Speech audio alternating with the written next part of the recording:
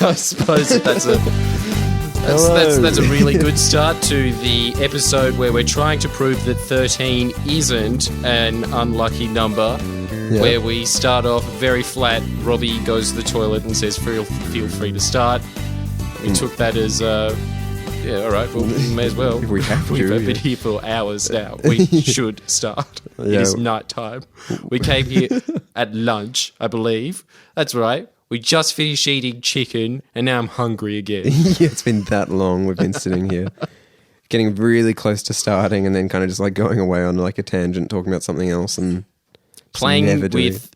For anybody who hasn't had the opportunity to play with this, I suggest that you go to your closest where 40-year-old hipsters hang out bookstore, and they will have this product that they try and sell their kids as a educational toy. Oh, I love Don't this. know how educational it's awesome. it is, but yeah. It seems like it's sand, but it's not sand, and you just play with it. And you think your hands are going to be all messy, but as soon as you drop it, where is the mess? It's like it's in the damn tray. Yeah, it's amazing. What's that? You know that aqua stuff that you like put it on your clothes, and you could pour mustard on your like pants or something, and it would just like slip off. It's like never heard of that before, but it's like again, going to change the world. Yeah, anyway, the sand stuff is just like that. The same guy that, for instance, invented the Slinky, whoever came up with that hilarious novelty mustard deserves to be a billionaire, and anybody who questions him for not doing any work since then should be put to death. He's done he's done enough. Yeah, it's like that thing about the woman, the mother of one of the members of the band, the Monkees. She, the mother of one of them, invented whiteout, and it's just like she has this just like empire from like whiteout. It's like I don't know if it's true, but I think it's like that she has more. She earned more off whiteout than the Monkees did as a band or something like that. Like it's like a fun fact. Well, like, if I was a music fan, I would be saying at the moment, rightfully so, man. But I actually like the Monkees. I thought they made really good songs. And I don't even care that they were fake. It doesn't matter. Don't you understand the concept of a boy band? Yeah. But it seems like such a sad, it's awesome that you did invent whiteout, but just like owning a patent to technology that would just... It doesn't seem like it's that important, but like that's all you need to do, and you've invented whiteout, and that's the end of your you can retire on that. Yeah, I don't know, being able to Slinky, make a mistake as if it never happened before. Yeah, people are going to want a piece of that. Yeah, it's pretty. It makes good idea. everyone seem perfect, but at the same time, you do see that it doesn't revert the page back to what it originally looked like. How many cartoons seem to suggest that. We've all seen what whiteout actually looks like, and it just looks like a big, dirty white blotch on the paper. Yeah, it doesn't work that well. No, but at the same time, it keeps you guessing of how much did they screw up? Yeah. Or maybe they're just pedantic and they didn't cross the T properly. I had an idea today for an invention like that, where you you know how like when you put your shoes on, like when you buy your first pair of shoes, you always get a blister from it, pretty much. Just be wary, Tom, because this is a one-man's dragon den. I have the power to say whether this is good or not. And do you reckon? I don't have any money though. Yeah, well, do you reckon it would be cool to like you create a product where you sell it to all the shoe stores and brands or whatever, where like with every pair of shoes they just give you like a little like a sock or something like that, some kind of material where. You know, like today, I was playing golf, and the guy I was playing with was like, "Oh, new shoes," and he was like putting on like Band-Aids on his heels because it's just like a given that you're going to go through a lot of pain until you wear your shoes in. What if you're just given like kind of a sock that you wear or some kind of thing that stops blisters, and that like a bliss technology, a bliss tech or something like that, and then you just wear it until the shoe's worn in, then you just throw it out. It's like really cheap. And I don't know what the technology would be. It's a really good invention, though, isn't it? Much like saying somebody should come up with a cure for cancer. Yes, that would make a lot of money. But does it exist? Yeah, maybe it does exist. Something like. I've used them as special blister plasters. Robbie has just said that the thing that Tom's genius $1 billion idea. Don't think it will be making the billions of dollars, except for it seems like they've marketed really lousy because so far out of our market research, 2 out of 3 people don't know that this exists, that there's anti-blister technology. So Tom, steal the idea. And 3 out of 3 know my idea. So there you go. Oh my God, it is. It's a given through to the hoop. Nobody wants blisters. Yeah, Bliss Tech is going somewhere. They're called blister techs, I'm pretty sure. Oh, they're called Bliss Techs as well. Bliss Techs. Oh God. I was thinking like blister plus technology, like Bliss Tech with a CH. I'm pretty sure that if you just put your own head there as a caricature, much like Ted's Camera House, but also put yourself with a cowboy hat on the top of it. I'm pretty sure that you'll get a larger section of society that wants to buy your product, albeit they will have less money. But those people with less money will be able to pay, will be willing to pay more money for your product. Yeah. Well, yeah, I hope so. Anyway, we'll It's always look into the hope that. of yeah. So today we are looking. So like because today's theme is that 13 is not an unlucky number, and today's the 13th podcast. That's why it is the theme.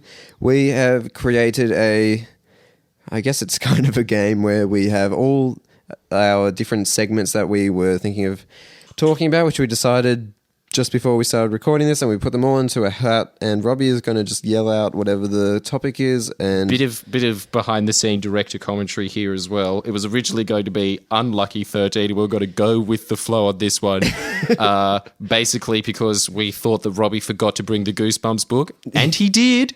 He did forget to bring it to his parents' house.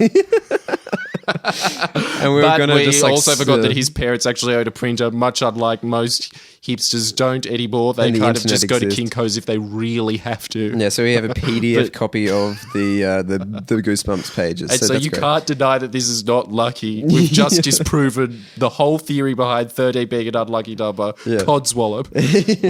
we also, on top of that, do not have a hat. We've just got a beanie that Tom takes when he needs to film ads for Telstra down to Tasmania to keep his head warm. Oh, that's it. That's the beanie, yeah. Anyway, what's the first segment, would you Robbie? consider that a lucky beanie, Tom? yeah, I love that. I love that hat. I really love that beanie as well. And if you weren't that attached to it, I'd offer you $10 for it, double digit dollars. Hand knitted, yeah. Anyway, what's the segment? Like the certain ones or the other one, the hat ones? What? No, obviously we're using the hat ones. There was further cool. director commentary into this podcast. There's a lot of behind the scenes to this particular. I don't know why on this episode there needs to be so much of that, but also we came up with more subjects of what we were going to use. And so then we were going to put all of those into the beanie, but then we really wanted to speak about Goosebumps, so that we culled it down to 5 subjects. Yeah, so then we're like, all right, well, we'll take the ones out that we really want to talk about, and we will talk about those, but we'll have some others in a hat that we will choose from. And yeah, and Robbie could just choose whatever he wanted. So we've even gone further than proving that 13 is not unlucky. You make your own luck. Yeah, that's it. Yeah. So there's actually no chance in this. Anyway, what is it, Robbie? AI.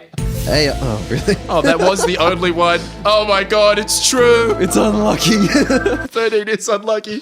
That was the only one in the hat that we actually kept in that we didn't want to speak about to prove that there was no such thing as bad luck. And it fell straight into our face. We should have listened to the elders, which is another topic that's coming up later on in the pod about how we shouldn't respect old people. And despite that happening right now, I stick to my guns. Screw old people. Should we get rid of AI? Let's just choose a different one. Yeah, make your own luck. Yeah, screw the hat. We can do AI. Do you want to do AI? We're doing exactly this. We're doing that thing that you guys did. Yeah. All right, so AI. No. Well, basically, the closest thing that we have to AI is probably Tom. Seeing as he's listened to a couple of podcasts and I think maybe a few 20-minute YouTube videos about this exact topic.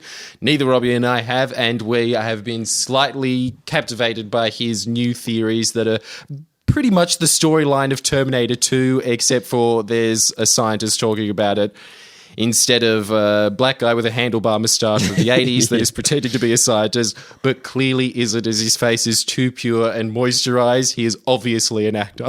Yeah. Well, yeah. So, like, what happened? Like, the reason I'm really into this at the moment, it's like this week's fad of mine is just AI technology, which is really cool. Do you go through week-long fads? I always thought you were more a month-long kind of guy. The same period that yo-yos were cool in year 6. Yeah, I just listened to a podcast on the way here, and it was about AI. So that's really the cycle begins. Yeah. Is it a new moon? Yeah.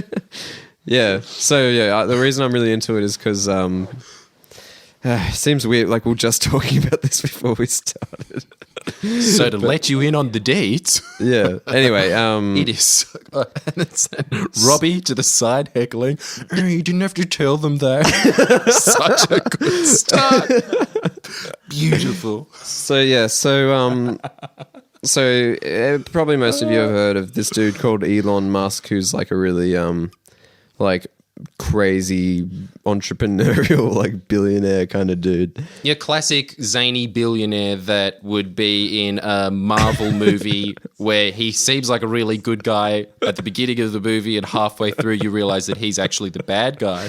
Case in point, he makes his billions of dollars out of revolutionizing technology, revolutionizing the technology of energy consumption. I stand by Classic though that bad guy fodder. Elon Musk is not as cool of a like evil mastermind as Alan Savory. I reckon Alan Savory's a way better evil mastermind. Yes, true, but Alan Savory should, if we're to keep this tradition, don't you think he should be spliced with the DNA of some kind of animal that's even not that threatening, say a penguin, for instance, or something that people actually like, but he finds a way to make it dark, and that's why he's really the champion supervillain. You get people to hate penguins.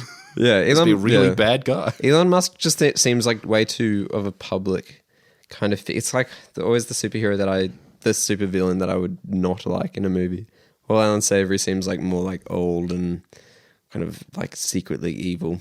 Anyway, neither of them are evil. And Senior Citizen Scar. Yeah, none of the bar. They're both pretty This is cool. all very hypothetical, but we could be just the dumbed masses, and seeing as we have no interaction with either of them, we are. But from all accounts, from the papers of what we've read, he seems like a really nice guy. Yeah, Alan Savory. Probably has a six-pack, I'm imagining. Never Elon really seen a Musk. picture of him before. Yeah. Well, I don't know if he wouldn't have a six-pack, but he's pretty like Playboy-esque. Skinny fat is he, but he's got enough money to compensate. Yeah, he's like Silicon Valley Playboy, so it would be kind of like geeky but super rich, so everyone just thinks he's like... Can afford to buy OPSM sunglasses that transform into sunglasses when you walk out into the sun. That kind of Very guy. handy in a desert-like environment, which I think Silicon Valley's in, I'm not sure. Yeah, so Elon Musk tweeted that AI is the biggest threat to humanity, and it's like an interesting so like in the podcast I was listening to, it's the Sam Harris Waking Up podcast, and he talked about it for a while, just saying how he's actually really good friends with Elon Musk, and it's a weird thing for Elon Musk to say something so hyperbolic because he's like generally a pretty like grounded guy that's, you know, talks like that, doesn't exaggerate, and so like to say something like that, he must be quite, you know, concerned about AI being like a real kind of like worry to have. And like he was saying how he went to this conference about AI where all like kind of the leaders in like this field all like gathered together to talk about it. And Elon Musk is really kind of wanting to like pull the brakes on it and like say like, well, we need to like think about this before it happens, because they're in the public so sphere. far away from the bad guy in a movie. He's the old man that stands up in a town hall and goes, "We've lost our way." Yeah, we need to stop. Yeah. Well, but so he is that. And like, and the worry Well is that before his age. the like in the public, like in articles that you read, it's always kind of seen as being like 50 to 100 years away that we might achieve artificial intelligence. But at this conference, Sam Harris, the podcaster dude, was saying is that they were all talking as though it's like a 5 to 10 year thing away, and they're all like in the field. So, and they're just saying like, it wasn't even a thing of like, is this 5 or 10 years away, or is it 50 or 100 years away? They were just saying like, you know, what do we do? It's 5 years away. What do we do? Like, how does this... There was just this small room of human beings in this vast expanse of this huge rock that 7 billion apes are hurtling around a sun on. There was just this small select group like of Silicon 100 Valley nerds, very concerned apes yeah. realizing that the age of the ape is over. Yeah. Yeah, it's pretty cool stuff. Terrifying. It's pretty scary. Anyway. Some said that do you think that at that point they put on a projector, and much like what we see as a code red on the planet of the apes, just assuming that these guys saw themselves more as monkeys because they're at that level of science that they see themselves as apes, instead of having a red button coming up when there's an emergency, they just flick the switch and it says time to go bananas, and the smartest people in the world get more scared of that. Yeah. Well, they were saying how, it would just be like, even if the AI wasn't like deadly in itself, just like the creation of an AI would just be too valuable of a resource that it would just create like chaos, like in economic and in a kind of, you know, like imagine like nations would all want this technology because it would just like recreate like how industry works. Like you would have it's just like too much of an advantage. Like if Russia had an AI, it would be a thing that wars would be fought. Why would they be fought? Wouldn't everybody just get an Share the AI. go to the Apple store and buy their own? Well, the thing it would be that like the AI wouldn't like just voluntarily, like the AI would be too advanced. Oh, you think that it'd rush into a computer of whoever gives it the best deal? So if America was offering it $30 billion a day Yeah, it to takes work for money, it, it would go there. But if the Congo was offering $30 billion a day and a hammock, it's AI. It knows what a better deal is. It can make these decisions 20,000 times quicker than you. You can't Imagine outsmart like it in a business like a deal. salesman trying to like trick an AI like to like come work for us. The Russian chess champion lost against a chess computer in the 80s. Deep Blue, yeah. Imagine how much better it would be now. And that computer looked terrible. Yeah, what if I could say to you that we offer like a package size of health plus more benefits? Like it would just be What is he trying to sell him? Couldn't Vitamin convince it. tablets? And the He's robot's trying to, like, sitting there going, employ the AI. I can't use them, but it would impress chicks when they look in my cupboard after a night of sleeping with them. Figures out how to do that as well because it's that intelligent. It's figured out everything. The Just the thought of estimation it was that even if you locked it thinking- in a room for a week, you would open the door and it'd say, "What did you learn?" And it'd go, "Oh, everything about humanity over the last 20,000 years, Yeah. 5 times over." yeah. Oh, everything. Yeah, that's a pretty scary thought. Yeah, like because It doesn't scare me though. I don't know why this. The Nothing summary really of it panics was that Tom, because he is the closest thing we have to AI, so he is beyond the feelings that normal humans experience. But that was kind of the summary of it, was that like it's just like if you could choose to have like a all knowing God that exists on like that looks after us, like would you opt to have it? But Yes. knowing that like it could do anything. Like it's just like creating like a god, like a super being. Like it's not necessarily good in that it just would, I guess because it would know everything, it might, make the right decisions or not. But that was the other thing. It's like, how do you input like values into like such a machine? Like, and who's the right values? Like, would you give it like American morality? Like that kind of like, or would you say, teach it, like how, like there's lots of questions which are outside the realm Fijian of like morality. yeah, exactly, like say like all like whatever it would be, just like different ways of teaching children, or like say for instance, would you instill like would you make it like homophobic or racist or any of these things? Like of course you wouldn't, but like a lot of how we do things is structured under things that aren't built from intelligence. Like It depends who the president is at that moment. And if this is in the next 5 to 10 years, it is a decision between Hillary Clinton and probably Jeb Bush. Imagine if AI was given the same values as Jeb Bush. yeah, the best moral like individual we know. That is incredible. With neither the intelligence of his father or the charisma of his brother, the worst combination of both of those presidents combined, and that's what the first singularity item that we have ever created thinks like. Thinks that Florida is great. What's his history? Jeb's. Yeah, Jeb Bush. He was governor of Florida, hasn't done anything for 12 years. Was he governor of Florida when George Bush was voted in, and was he like he was involved in that whole like and cheating the election thing? When there was this woman who was in a coma for 10 years and her husband was fighting the courts down there because it's obviously a very conservative court system because Jeb Bush was in. He was told just before she slipped into unconsciousness, if I'm ever in a tube, don't keep me alive longer than 10 years. I want to die after that point. Just let me go. I'm not coming back from this point. He knew explicitly that was her wishes. Everyone agreed with it. The court said that was perfectly legal for him to take the tube out. Jeb Bush took it on himself to take this all the way to the White House, even though it was a state matter, to stop it from happening. changed federal laws to stop that from happening. Is that because he's against what euthanasia or Against euthanasia, but really pro-death, killed more people than anyone who was governor at the time that he was. what do you mean By a killed? large margin. What do you mean he killed? Just to prove so many Oh, do you mean like the deaths. death penalty, right? Everyone, every single person that came up to him didn't even look at the name, just wanted to go home early, just rubber stamped it, realized it was more efficient than writing a signature. Right. Oh my god.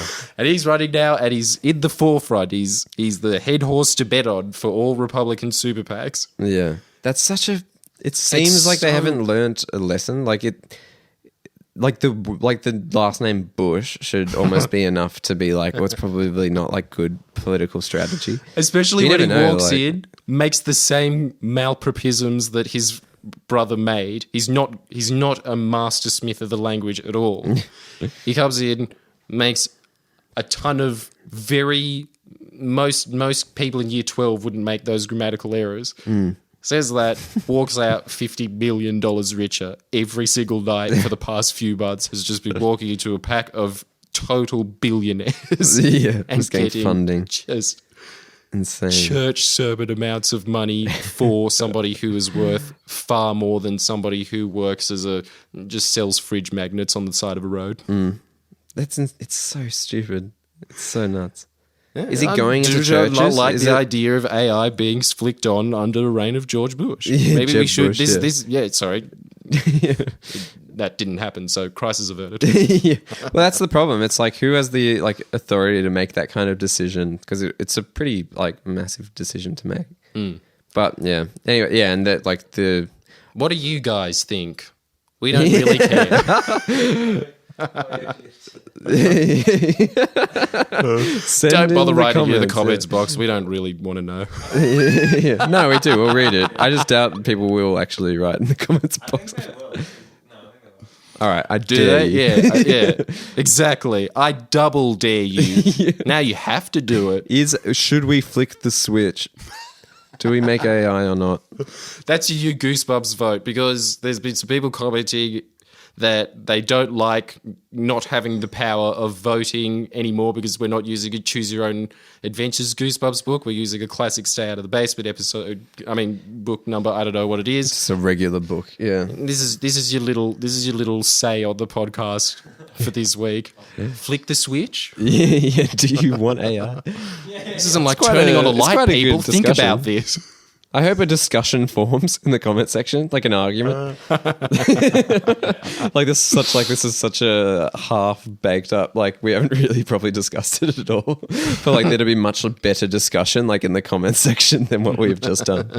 Anyway, what's the? Now we should go from that to George's history. I think that'd be a good thing for the future. Now we're going back in the past and hearing of you. All right. Okay, so Very now good point, as Robbie. a popular Even though you segment, didn't take it out of the hat, that was the premise of this episode of the pod. But who cares? these are the the stay-ins. So in the past couple of weeks, not last week, but a few weeks ago, Jordan has done his history lessons, which we've loved. He's a big Rome enthusiast. And he knows everything about Rome, so he will. Mad about Rome. Yeah. At the risk of sounding like a nerd, I think it's really cool.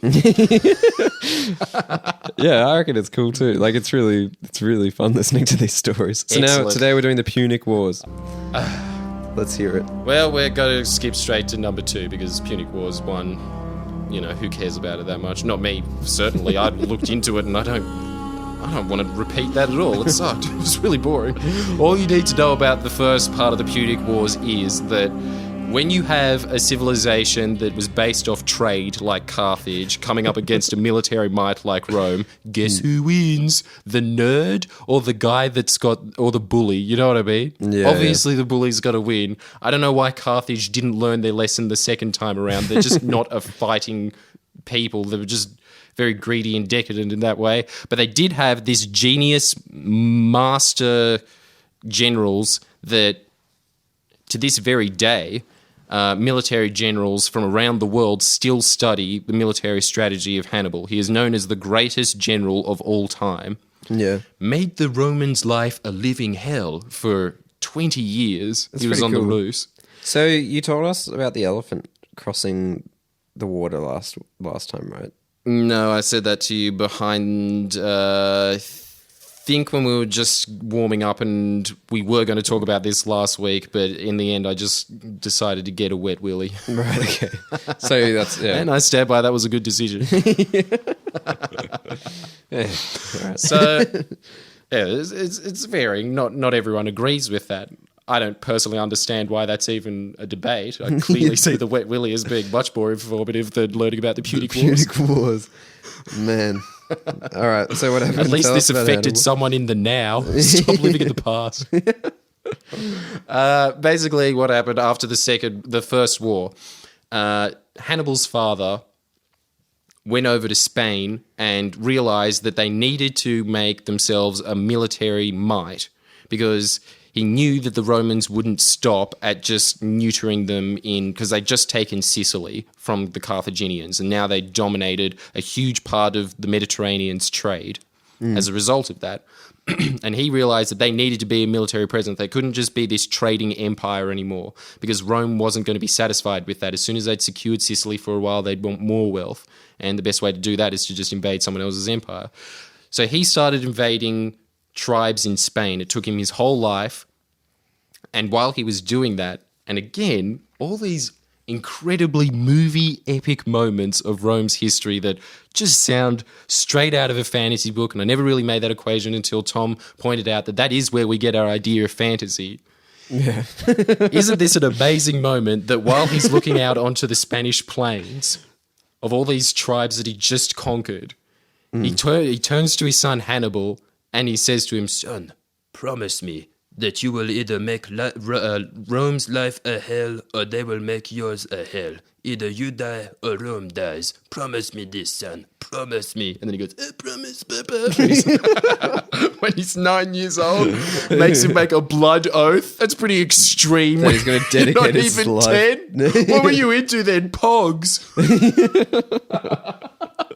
Makes him fight the most fierce empire the world has ever seen at 9. And what makes a him job he dedicate his did. life. He made his father proud. Yeah, evidently so, because in that time, and he watched this master general, one of the greatest generals to have ever existed, Hamilbari, which was his father, take down all of Spain, completely subdue Spain, which was very wild savages at that point in history. They had, and also quite advanced swords, and I think they were pretty good at helmets as well. Maybe I'm wrong on that. Actually, now that I think about it, I'm definitely wrong on that, but they were good on swords. They were really good with that. Took the ball down, subdued them. Hamilbari dies. Hannibal does that for a couple more years, and then, but it isn't enough. Carthage, on the other hand, even though they're paying tribute back to the Carthaginian elders, do not like the idea of the Barca family at all. They're always keeping them as an outside fringe because, A, they're scared that Rome will see them as associated with the Barcas and then see them as a military friend. They're the family that Hamilbari and Hannibal are from. That's their family. Okay, right. But on top of that, just the fact that they didn't get any of Carthage's approval to go out and take down and start subduing an empire. They never got permission for that. They just did it themselves because they saw it as in Carthage's best interest. And most of the Carthaginian elite didn't agree with that. So he fostered an army made entirely of mercenaries, 46,000 soldiers, and I think close to 100 elephants. It could have been 50. It was a while ago since I watched the documentary. And much longer since I read any book about it at all. And the last book that I remember reading about it, there was a picture of Hannibal going through the Alps, and there was a speech bubble coming out of his mouth. So it was a really top-notch academic book that I was reading. Like year 8 history. I think I was in year 8, but it wasn't part of the history. So you got to give me credits. You got to give me points for extracurricular study on this, at least. Was it like it was like bloodiest history moments, and it would like the title had like blood and swords, like making Absolutely. And it had the kind of blood that was at the end of 300 when the credits were coming through to really keep your attention. So they made the art like a silhouette splash. Yeah. So he decides that if he goes via ships and meets Rome where they expect him to meet him in Sicily to take back Sicily, because that's what they were always scared of. And that's why they had a huge military presence on Sicily, because they thought the Carthaginians would want vengeance on that.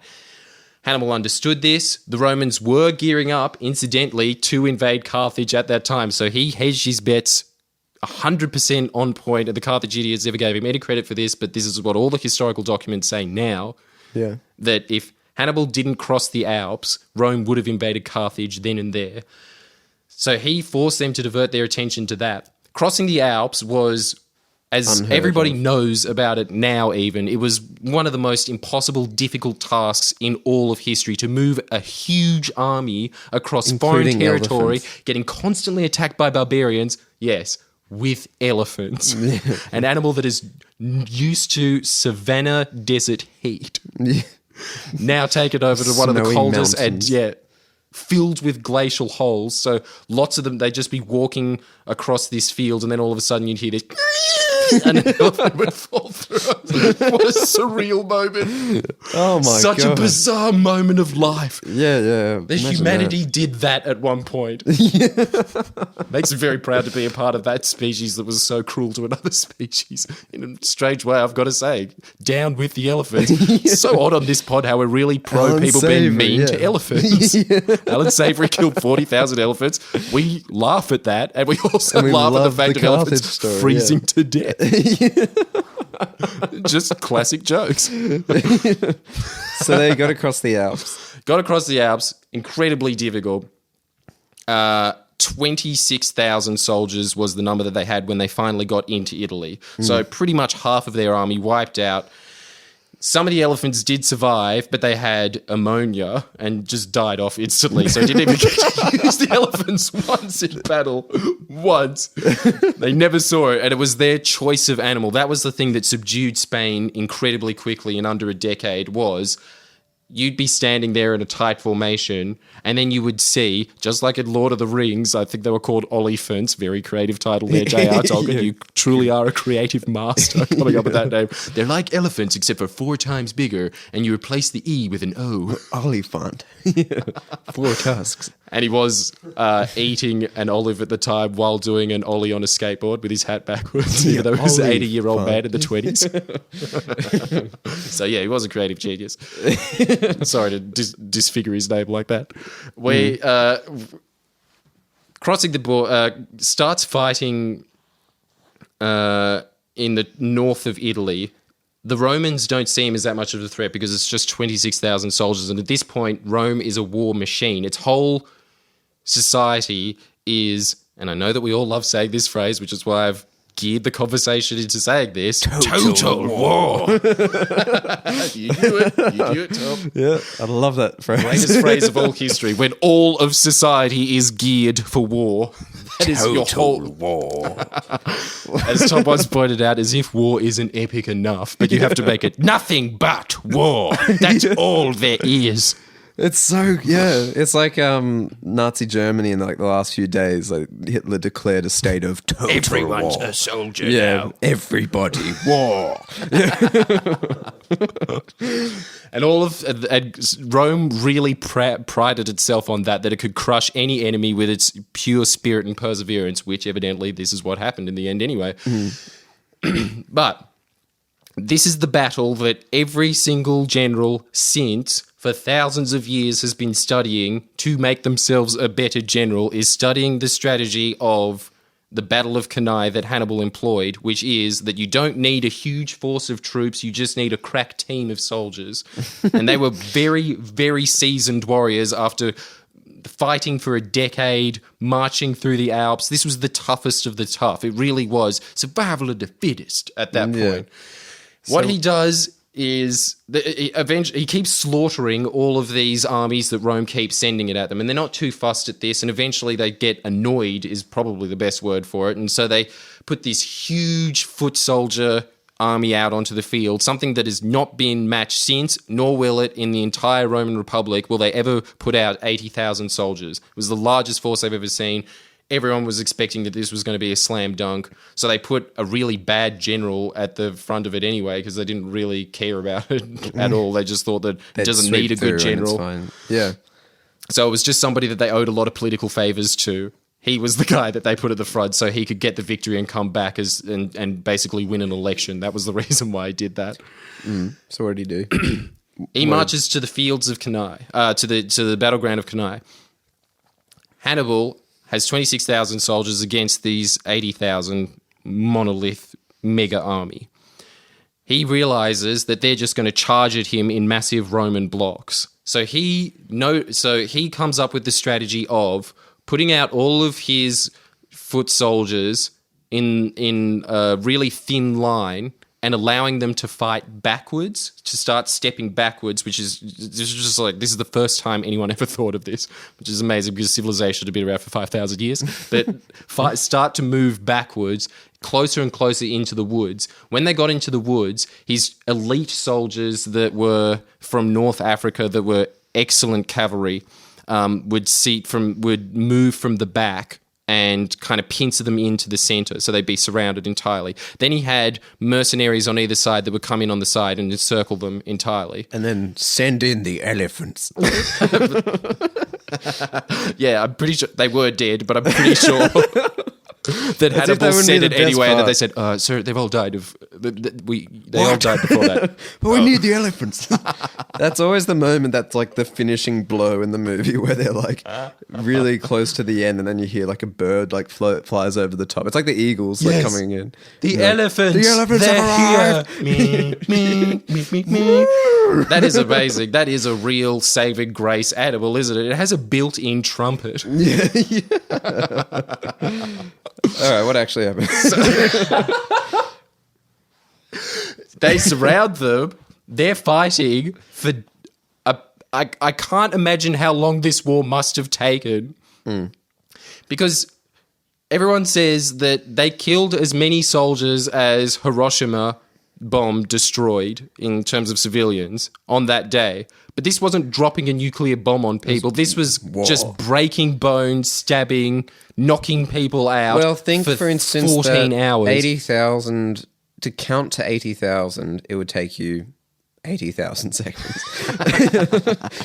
And it would have taken a lot longer than it would take a lot longer than a second to kill someone. Right? So you know it was longer than 80,000 every single seconds. fresh face would be this long duel between them until you finally just got a nice sneaky sword through the eyeball, and that'd be the end of that guy. Then there'd be a fresh guy in front of you for that, and you'd be tired from the last one. It was hard work. True. You're very right, Robbie. Yeah, people can die simultaneously because there'd be like, several battles happening at once. Very good point. Yeah, like it wouldn't have taken that long. Yeah, it's a line, like single duels, really civilized. But that makes you think how like civilized, it sounds like a sporting event in that they both meet together. It wasn't like guerrilla warfare, right? Like Vietnam sounds like a lot more complicated in the way they were fighting. Like it just sounds Vietnam sounds frustrating, while this sounds very simple. Just like meet on the battlefield. Don't think that would be a very good position to be in a hand-to-hand warfare situation, being in the center of this huge horde of people, and slowly but surely you see that the people around you are shrinking, and you look around and there's no escape. But at least it's like clean. It's like a clean cut, like we won the battle. Well, like nowadays it's just kind of Is there ever a winner? Yeah, does anyone really win war? Yeah. Don't you just espouse more hatred? Yeah, but still, we should have learned our lesson from Cannae. This happened because after this... So they won the battle by just like cutting them down? Yes. Yeah. Greatest military victory led them into the woods and history. just surrounded them and then killed them all. Not all of them, 35,000 escaped, but that's still 50,000 slaughtered in a single battle. It was one of the most embarrassing feats in all of ancient history. One of the people to have escaped it was Scipio the Younger, who was the man that eventually takes down Hannibal in his own homeland, because he starts to learn how this guy fights. He leaves, and again, just an epic moment of kind of just like, I will avenge my father. Promise me, son. Yeah. That's pretty cool. They go back. Everybody freaks out, tries to leave the city. It looks like Rome is about to collapse, but they had this very wise man called Fabius Maximus, who was an excellent general against Hannibal, especially for somebody who they didn't know how to fight such a military genius as Hannibal. He just threw all the rules out of the rule book. That kind of a guy. Fabius Maximus realized that what they should be doing is just trying to take him off in wars of attrition, just, stalking his army, and every time they went out on a raiding party to take supplies off a village or whatever, they should just swoop in with a superior number of troops and kill those guys off and then leave them, trying to cut off their supply lines. Yeah. The Romans got really agitated and bored with this, and that's why they put in this guy that they owed political favors when it should have been Fabius Maximus in that war. He was a very wise man, and George Washington is known as the Fabius Maximus of America. That was his name in revolutionary times. Oh, really? Yeah. Oh, that's awesome. So he was a very wise, prudent man. He bars off all escape from Rome while everyone's trying to escape, and orders soldiers to kill anybody that tries to escape. So he kind of contains the panic in there and says, "Now we're all in this together, and we're going to win." Together. Hannibal runs amok in Italy for 4 years. Think about the terror of that. He doesn't have the soldiers to siege Rome because it has some huge walls. Carthage won't send him any soldiers. But he's like at the core of the empire, and he's just like running around. Cutting off their supplies, stealing all of their wealth and trading it back to Carthage. Wow. At the same time, Rome is sending envoys to Carthage saying, "Stop this guy, otherwise we're going to start war with you." And they're saying, we don't control him. He's a rogue general. I don't know, like he has our shields on it and stuff, but, there's nothing to us. Yeah. But they're just playing a double game because he sends back his brother to Carthage to talk to the elders, picks up all the aristocrat rings of people they slaughtered in that battle. So we're talking thousands of rings here of aristocrats that he dumps in front of them, and then they look up at him and then they say, "Well, it's fine if you do it on the cheap, but we don't want to be a part of this. Like, you've made your own bed. We're not sending you any extra troops." So he can't siege Rome. So instead he does the next best thing and just tries to cut them off at their knees. But they're such a resilient people that this really makes Rome the empire that lasted 1,000 years, is the fact that they're willing to tough that out, which most civilizations would have given up, including Carthage, actually. Carthage would have just sued for peace, but Rome just would not see peace as an option. That's really cool. Hannibal helped Rome become what it is. Forged it. Wow. In the fate of dark shadows, true men. I don't know. I don't know what the saying is. I think I'm just making it up as I come along. These stories are awesome. I love these things. They're so it's so epic. It is, isn't it? He takes it. Scipio goes to Carthage because he realizes that in order to take Hannibal out of Italy, he's going to have to attack Carthage. Hannibal doesn't realize what Carthage is. He spent his whole life in Spain. He thinks it's this great metropolis, and it is, but it's also filled with a lot of corrupt, just businessy folk. It's just it's basically a society run by 1980s stock execs. It's the ancient world version of that. Just a bunch of shysters. Yeah. So he goes back to defend them. They call for him urgently. As soon as they need help, he answers their call, which just shows, great guy. Yeah. So Scipio meets him out at the battlefield outside of Carthage. He's got elephants this time and has a huge Carthaginian army, but Scipio's been studying him for 5 years now and knows how Hannibal fights. And so he sends through the elephants, and he's the first man to realize how to beat elephants. Until then, every time you swept through elephants, that was pretty much the end of the war, really. Yeah. That was, how could you fight that? An elephant, yeah. Not just one elephant, hundreds of elephants charging at you with people with bow and arrows shooting at you from the top. He drills his men that as soon as the elephants run, he realizes the elephants aren't very they can't move around like a horse can. They just run straight through. So he trains his men to fan out in little corridors so they all run through, not affecting anyone. And then he's got men with long spears at the end that just poke at the elephant's legs to piss it off. And then the elephant goes and turns around and is enraged at this point and runs back at Hannibal's army while they're going, no, turn around. And then they get turned on their own bed. That was in part a massive reason why he won that. Hannibal loses that fight. He goes to the council of elders and they're just saying that you're a renegade and we hate you and we want you abandoned. We want you completely out of Carthage forever. That's what Rome demanded as well. They completely secede to that.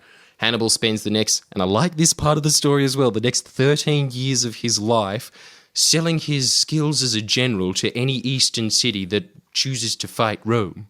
That's his whole life after that. So much does he Remembering hate Rome. his father. Yeah. Rome eventually, because there's just so much pressure that it's so ingrained in their psychology. There's a whole generation of men that grew up without fathers because of Hannibal. Just wiped out a whole generation of men. Basically Hannibal's fault. They're all going into politics now, and that's where the master politician who ends every speech with "Carthage must be destroyed." Every single speech he ever makes in his entire 30-year career. It doesn't matter if he's talking about roads, taxation, education, every last sentence is "Carthage must be destroyed." And they did. And they did eventually, but they sent assassins to find Hannibal. Hannibal kills himself. That's the end of that. 50 years later, Scipio's grandson comes in, destroys Carthage. It's still a trading power at this point, but Rome has taken all of its empire from it. It's just a city at this point. And then it disperses the whole population, tells them to move out, enslaves half of them, and then brick by brick takes out Carthage, which would have taken years probably, but that's how much Rome hated it. And then at the very end of that, they salted the earth so nothing would ever grow on the grounds of Carthage again. That's the best part. Yeah. And that's the third Punic War as well. But so the second and third covered. Anyway, that's Third really took cool. a paragraph. Definitely consider being a teacher of that. Yeah, do ancient history. I've always thought about doing that. Even though that's not part of the syllabus at all, just starting up a Dead Poet Society with me and 20 other dudes that I see a little glint of me in their eyes and teach them after school with a tweed jacket that has patches from a different suit. Yeah. Oh, man.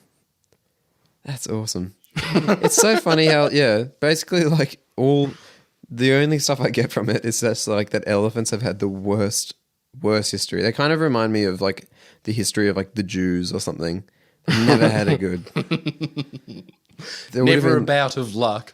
Just a constant barrage of being used as crash test dummies. Yeah, would you rather in have war. been the Dipleurodon, like the massive wombat megafauna that just kind of got hunted to extinction by the indigenous and from like diseases from like land spread, like land masses like merging or whatever? Don't like the idea of disease.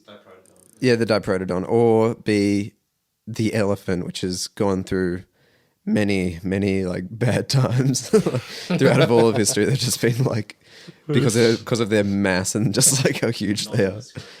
Yeah, nothing of their fault. They're just like kind of either used by like ancient history and like battles to just send in to like would the elephants even kill it just like trampling people? Yeah, that'd be it. Yeah. And they'd have people on top sometimes they'd shooting be arrows enraged as well by, say, for instance, Scipio's men jabbing their feet, and then at that point they would try and kill people by their own accord because they were pierced, as if you wouldn't be. To Alan a Savory, bunch of just ants like biting your feet. slaughtering 40,000 elephants. Anyway. Yeah, so a lot of disrespect, but at the same time, unlike the wombat, you get the occasional documentary talking about how great it is that you remember your fallen ancestors by very delicately handling their bones. Yeah, I think I'd take the elephant. Yeah, that looks pretty cool. And they're still around, so I guess they have hope. Yeah, no, screw the giant wombat. No one wants to be that. Wombats look like they smell as well. All right, we're up to Goosebumps now, I think, Robbie. So we are up to chapter 3, which is very exciting. And Robbie has it printed out here on a PDF because he forgot the book, but that doesn't matter because...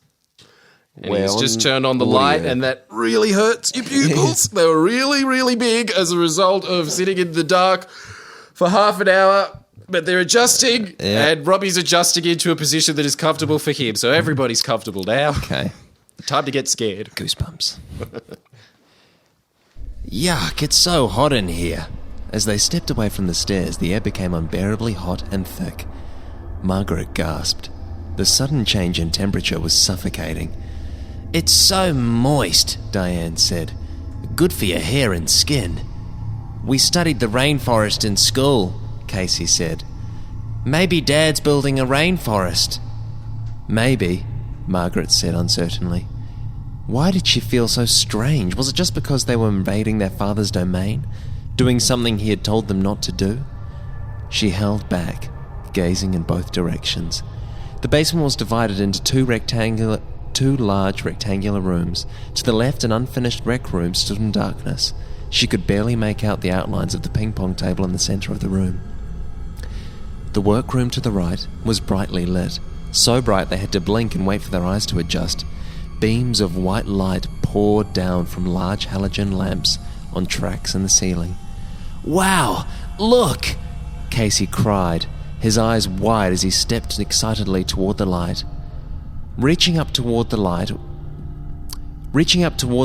were shiny, tall plants, dozens of them, thick-stalked and broad-leaved, planted close together in an enormous, low trough of dark soil. It's like a jungle," Margaret exclaimed, following Casey into the white glare. The plants, in fact... It was just... Robbie was slightly put off by Tom going to the bathroom and then his mum glancing that Tom was at his house and they've been childhood friends for a while, and so he's trying to listen into the conversation of his mum talking to Tom. And that got him out of mode, but I'm sure he's back in now. Peak form. The plants, in fact, resembled jungle plants, leafy vines and tall tree-like plants with long, slender tendrils. Fragile-looking ferns, plants with gnarled, cream-coloured roots poking up like bony knees from the soil. "It's like a swamp or something," Diane said. "Did your father really grow these things in just 5 or 6 weeks?" "Yeah, I'm pretty sure," Margaret replied, staring at the enormous red tomatoes on a slender yellow stalk. "Oh, feel this one," Diane said. Margaret glanced over to find her friend rubbing her hand over a large flat leaf the shape of a teardrop. "Diane, we shouldn't touch." I know, Diane said, not letting go of the leaf. "But just rub your hand on it." Margaret reluctantly obeyed. "It doesn't feel like a leaf," she said as Diane moved over to examine a large fern. "It's so smooth, like glass." The three... California. She screamed. The 3 of them stood under the bright white lights, examining the plants for several minutes, touching the thick stalks, running their hands over the smooth, warm leaves, surprised by the enormous size of the fruits some of the plants had produced. "It's too hot down here," Casey complained. He pulled his t-shirt off over his head and dropped it onto the floor. "What a bod!" Diane teased him. He stuck out his tongue at her. Then his pale blue eyes grew wide and he seemed to freeze in surprise. "Hey!" "Casey, what's the matter?" Margaret asked, hurrying over to him. "This one," he pointed to a tall, tree-like plant. "It's breathing." Diane laughed. Jesus Christ. But Margaret heard it too. She grabbed Casey's bare shoulder and listened. Yes, she could hear breathing sounds, and they seemed to be coming from the tall, leafy tree. "What's your problem?" Diane asked, seeing... "What you looking at?" "What's your problem?" Diane asked, seeing the amazed expressions on Casey's and Margaret's faces. "Casey's right," Margaret said softly, listening to the steady, rhythmic sound. "You can hear it breathing." Diane rolled her eyes. "Maybe it has a cold. Maybe its vine is stuffed up." She laughed at her own joke, but her 2 companions didn't join in. "I don't hear it." She moved closer. All 3 of them listened. Silence. "It stopped," Margaret said. "Stop it, you 2, Diane scolded. "You're not gonna scare me." "No, really," Margaret protested. "Hey, look at this." Casey had already... It's so childish. It's so childish. "Hey, look at this." Casey had already moved on to something else. He was standing in front of a tall glass case that stood on the other side of the plants. It looked a little like a phone booth, with a shelf inside about shoulder high and dozens of wires attached to the back and sides. Margaret's eyes followed the wires to a similar glass booth a few feet away. Some kind of electrical generator stood between the two booths and appeared to be connected to both of them. "What could it be?" Diane asked, hurrying over to Casey. "Don't touch it," Margaret warned, giving the breathing plant one final glance, then joining the others. But Casey reached out to the glass door in the front of the booth. "I just want to see if it opens," he said. He grabbed the glass, and his eyes went wide with shock. His entire body began to shake and vibrate. His head jerked wildly from side to side. His eyes rolled up in his head. "Oh, help!" he managed to cry, his body vibrating and shaking harder and faster. "Help me, I can't stop!" And that's it. That's how he ends it. That's how he ends the chapter. And like, oh, Much man. like the Woolworths jingle bringing food to life, Robbie brings words to life. Yeah. Oh, help me! I can't stop. The fascinating makes tremors of fear in even the sturdiest of us, which I'm assuming is you, Tom. I think that you're probably less scared by horror movies than me. Tom, out of 10, what do you reckon? How That's scary? pretty scary. It's pretty like, I don't know, like a tree breathing like a human. It's really messed up. Touching it and your eyes roll into the back of your head. Yeah. Yeah. That is a scary plant. I can't A stop. human Venus flytrap. It's preying on you. Only in the mind of R.L. Stein, eh? Yeah. So that's chapter 3. I If would you want to probably hear thought the of other it if I thought chapters, about listen it to the long other enough. podcast. And chapter 4 next week. Oh, yeah, and P.S. Thanks, Cheesy Flops. Oh, yeah, Cheesy Flops. It's brought to you Even though by you Cheesy had Flops. nothing to do with the book at all. But yeah, they're our. You sent us some They sent pair us of flip-flops. some flops. And Some- only I got to wear them. You guys could as well, but that's kind of gross. I'm cool with it, though. I'm cool with it. I don't have Yeah. tittia, but it's sweaty. Jordan It's wears them definitely sweaty. everywhere. He loves his cheesy flops. So yeah, go cheesyflops.com. All right, so yeah, Taboo Tightrope has come out of the hat, which this week No, it hasn't. It Robbie hasn't. just asked. have a bit of an illusion. All right. So yeah, you're this right. It's week kind is- of just a magician never gives away its secrets. Does it, Tom? Exactly.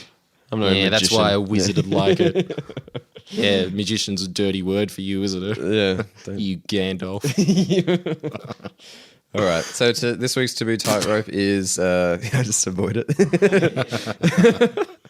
Is what is it this week? Oh, yeah, so we're talking about the Barley 9 execution, which is a very close topic to a lot of people. Did you see the Shooter Williamson video on this? No, but I'm Shoot it. assuming that that's going to be really incisive and not bogan at all. Am I right? Yeah. Well, I think the title is Bogan Reacts to Barley 9.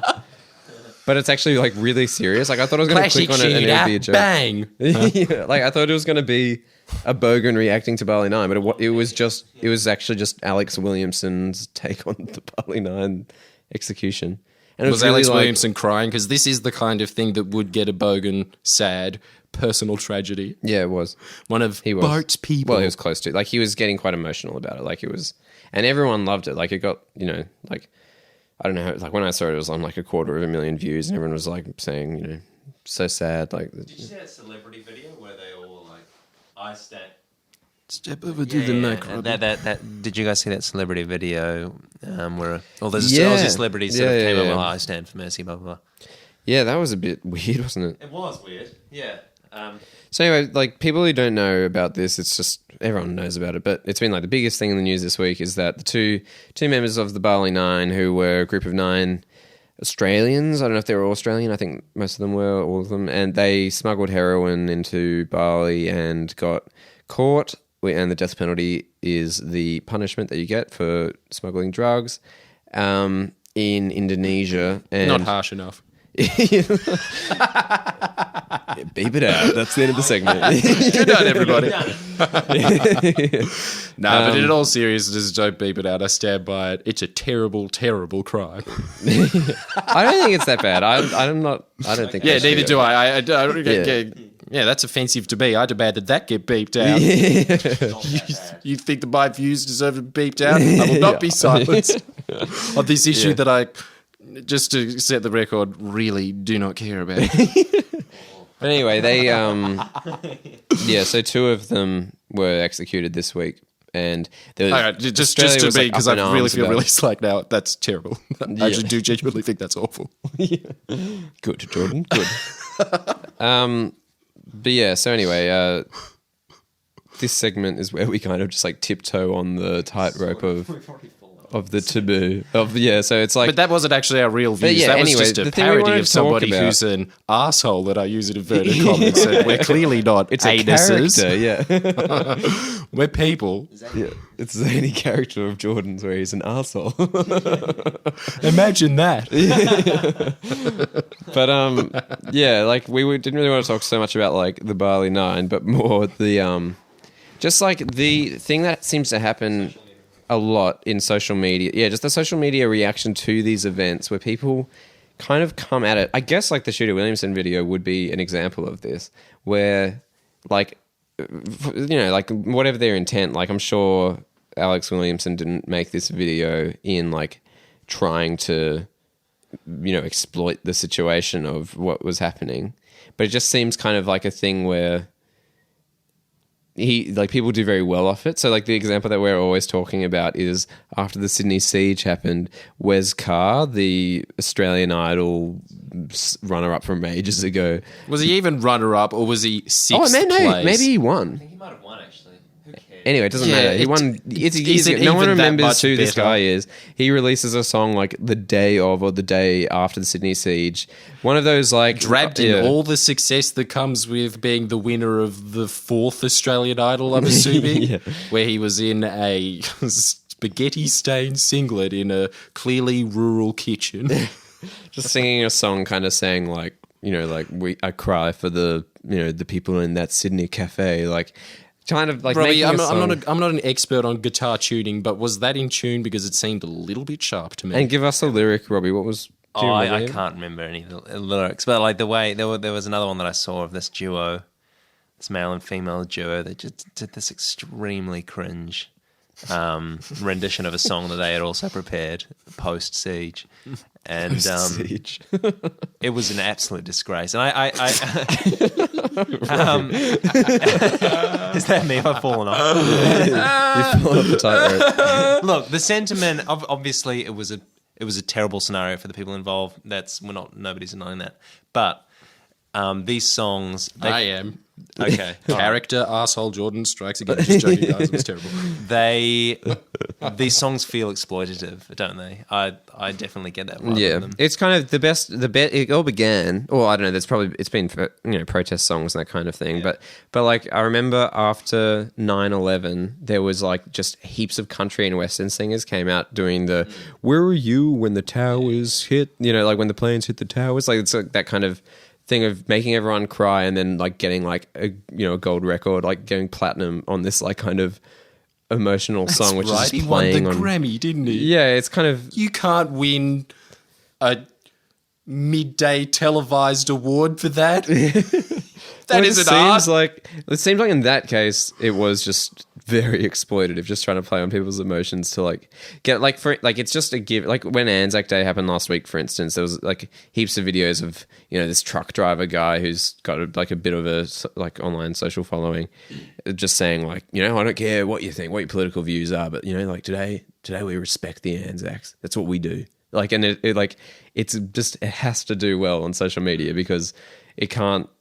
They can't not, but like you could easily it just seems like people shouldn't be winning off these situations. Like you're not helping the situation. It's just, you're just kind of gaining off it in a weird way. True. Having said that, though, our entire existence Is that, we are just. we are that. Yeah. No, but we're not doing it in like an emotional way of trying to be like, I guess maybe actually, I don't know. Maybe they are. It is kind of that.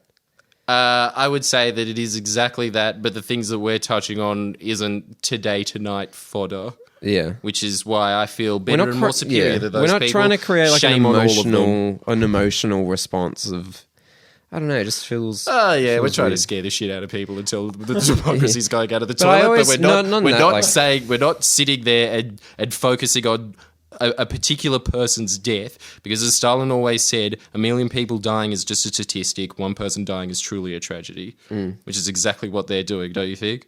It's basically they're basically just slow zooming in on a picture of them taken where they're semi-smashed at a 21st from years ago with very poor guitar strumming in the background, and that kind of makes it sadder in a way that it's that authentic. Yeah. Like, well, yeah, it is a sad Disgusting. situation, but it's just seems really weird. Especially the Sydney Siege stuff was really kind of strange. There was another song that came out about the Bali executions recently, I saw as well. And it was, Yeah. of a similar... Vein. Yep.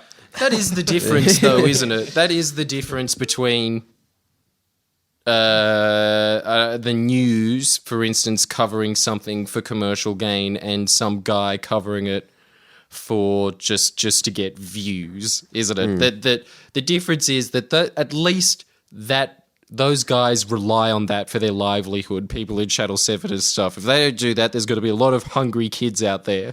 You know, so. It's a lot like that speech in The Fifth Element where they're creating the chaos so that all the little babies out there get fed. Whereas that guy just getting the views, I suppose it's pretty impressive that you got that many views on it. You just made that in your kitchen. Well done.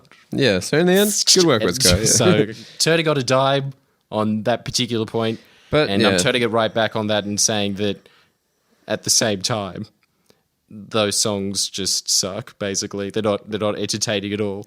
It's way I just better say to look it's at the breaking trying to news. make you cry, and it's trying to like. It seems like the Wes Carr Sydney Siege thing. He does. It's so just like immediate. Like we don't really know what even like was happening, and he just makes this song just assuming it's religiously motivated and like it's just you can just tell like he just doesn't fully grasp what has even happened, but he's just really sad, and he's like, just has to express himself all of a sudden. Because it comes from the heart. It's all fine. And he can sit behind that guy. This is terrible. Like we're all different. Like just because religion isn't violent, it's just people are violent. But no one even knew what really happened by the point he was releasing that. It was just kind of this. It was just seemed really strange. Like people have died in this situation, and he thinks, all right, well, I'm going to make a political statement on an event which I don't even understand. It came off as well. Like he just kind of, it's one of those people that would read a meme about Islamophobia or something, and then think therefore all right, so I fully understand this, and the Ben Affleck thing. It's just I can express myself now through the only way I know how, music, about something which I don't even understand. It's just, that's what's frustrating about it. And then 1 million people watch it and say, man, so insightful. More people like you need to be doing this. Yes, I'll ride with you. Disgusting. The backing they get from that shit. Yeah. Isn't- It's so in a lot of ways, that is 1 million people pretending they care about something. well. That is an incredible waste of human emotion and resources. Yeah, if you well, think it's about it kind in of the like grand we scheme were of talking things. about. We're all sitting there pretending to be sad about something. Yeah. As if anyone really cared Well, that that's much what we about were saying about the siege. protests, war, going on marching or whatever. It's at least if you go out on a march, even though it will probably achieve next to nothing, you've spent your day going out. It's even more passive online, where it's you just click thinking oh, wait, I agree with that sentiment. Nothing's happening from it. It's just such a bizarre thing that someone's released this video, nothing will happen, so you like it. It just seems there's nothing can really be achieved by that, can it? No. At all. There is some things on the internet, so for instance, the most successful of all time that really changed the world, Coney 2012. Yeah. At least that had the potential to change Well, something. that But was you quite just say, impressive, I don't support what happened at Lint. Well, that is a very controversial opinion, and now that you've made me think about it, that Lint sieges need to stop. yeah. No more of that. Yeah. Let's not have that again.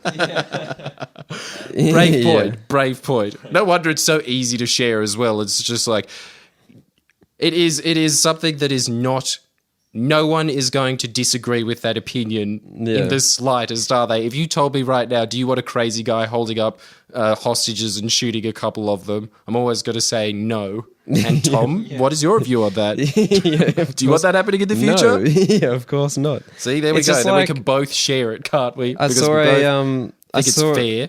Yeah, it's It's a fair point. There was a meme yesterday I saw that said, since 2001, 250 Australian soldiers have lost their lives in Iraq. No one bats an eyelid. 2 drug smugglers get executed. The whole nation's up in arms. Like, it just seems such a... And it's got, like, could not agree more with this sentiment. Like, 10,000 likes, like, just growing virally. It just seems like that is just the epitome of just idiocy. Like, they're 2 very, very separate topics. It's just apples and oranges. Or just comparing 2 death tolls or something. It's like people do. The dumbest bit about it is that the 100th anniversary of Anzac Day was a week ago, and everyone batted an eyelid. It was one of the biggest events in in recent memory. I cannot remember a bigger event than this past Anzac Day, where everyone cared about the soldiers that have died in war. So I got fired for saying they didn't care about it. Yeah, it's insane. People didn't even battle eyelid. People lost their freedom of speech as a result of that. People cared a lot about that. We were willing to give off what should be one of our tenements, but clearly isn't, seeing as we have nothing in our constitution, but we like to pretend that we're American in that perspective. Yeah, that was gone as a result of that. People cared. Yeah, it's ridiculous.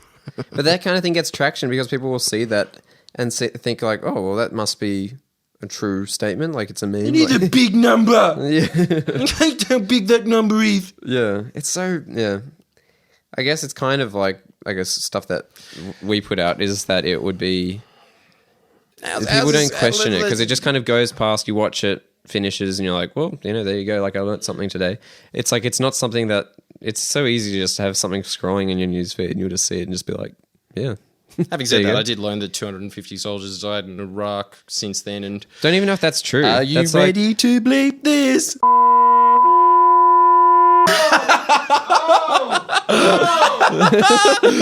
Yes. But yeah, even that's not true. It's like that. Like, everyone in the comments was like, that's not a true amount at all. And then the guy that posted it was like, yeah, but like suicides from like post-traumatic stress disorder like count in this number. And then they're like, even so, that doesn't add up at all. Like it was just like the dumbest meme. Like, everything about it was incorrect. And the photo of it was just like a soldier just like saluting. Like, yeah, so I think that what we can all take away from Taboo Tightrope is fake outrage sucks. There's a lot of things that you can be outraged in the world about. Why are you focusing on that? Because it's got a human face? You chimp. Yeah, that's the problem as well. Yeah, like there's so many people, like so many bad things in the world, and someone like Wes Carr is getting really like emotionally like worked up because he's just like falling into like the media trap. Like, there's nothing intelligent about that, like what he's done, and it's just so annoying that he gets like kudos for it. Having said all of that, I think I'm going to say the most controversial thing of this entire segment within this room. I'm pretty sad those guys died. Actually, I'm genuinely sad that those guys died. I am too. I don't want that to happen at all, man. I really thought up until the last minute that they're going to get the governor's call. It's coming. It's the... Oh, okay. Well, it took them 20 minutes to die. That sucks. Yeah. It actually was pretty bad. It was terrible. That's really sad. Yes, it's a true tragedy. Yeah. Imagine if that was the part that was bleeped out. Sad. Yeah, but like, yeah, that is really crap. Do it, Robbie. Especially because it was drugs. I hate like how people are saying like, these guys are filth, like because they smuggled drugs. Yeah, I can't believe that was everybody's case as well. That they deserve to be in prison for the rest of their lives for smuggling in some heroin. Come on, we've all done heroin before. Yeah, we all know it's all right. Yeah, I bet we've those all people saying that the dragon. Yeah. Don't pretend you haven't, you filthy addicts. You lies. Yeah. All right, doing it right now. Yeah, we've got one more, right? And Robbie is putting his hand into the magic beanie of Tasmanian cold freshness, and as soon as he opens it up, it's much like a Mentos ad. You can see cartoon snowflakes coming out. And what is the segment, Robbie? left-handed people. Ah, All right, we'll do this one quickly, but yeah. So Yeah, we anyway, gotta wrap I've this learned up. this week that that there are 10% of all people are left-handed. Pretty weird.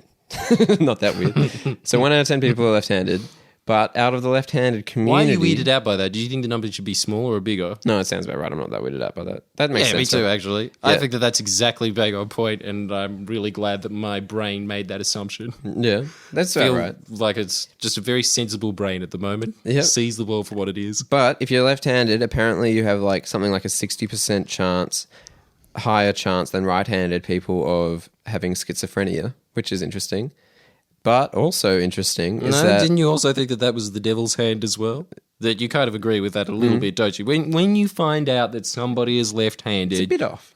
Yeah. It's a bit weird. Should you trust him? No. Definitely Should not. you put a wooden stake in their heart and some garlic on their eyes? Is that acceptable? Yeah. Well, look Yeah, out that's for probably a bit too extreme, but you should keep it there just in case. it. And the final little fun, interesting thing about left-handed people is it 50% of all presidents have been left-handed? Correctamundo, which I don't know US why you're presidents. asking me because you told me, but That's what I said, No, I right? remember. Yeah. Yeah. 60. No, 60 was schizophrenia, 50% of presidents. But that's also a very strange statistic. I think it's just a statistic kind of like anomaly, but it's still interesting. Do you know who was a lefty and who wasn't when it comes to presidentes? Actually, I was asked. I went on Who the Wants to late Be a night Millionaire? ABC.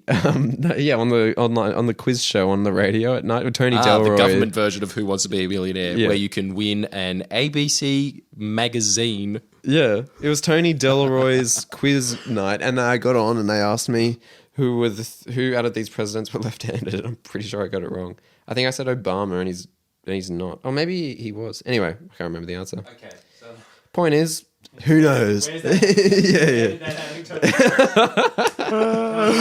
Just the same as 702 anecdotes always.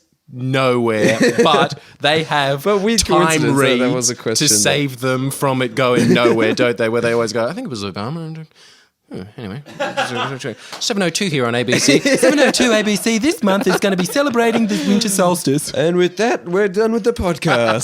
Time read before we go. Tom, what's the time?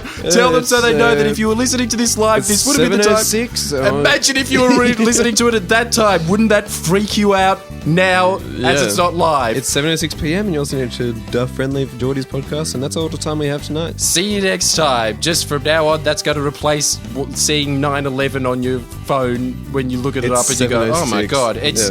it's too long. It's been too many years since that's been a thing. It's now Yeah. 7:06.